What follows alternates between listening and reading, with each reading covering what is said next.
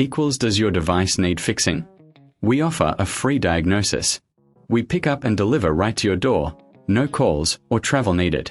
We send you a quote before repairing, and only go ahead if you approve it. Easy, transparent, and professional. Link in description. To start, gather your tools, a Phillips screwdriver, a plastic spudger, and a clean cloth. First, power off your Lenovo G50-80 and unplug it. Remove the battery for safety. Next, locate the screws on the back panel. Carefully unscrew them using the Phillips screwdriver.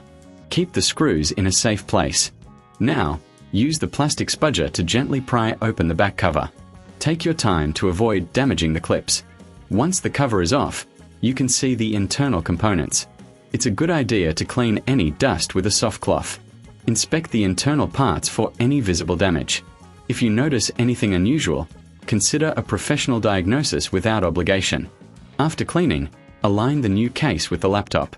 Press down gently until it clicks into place. Reinsert the screws to secure the back panel. Finally, reattach the battery and power on your device.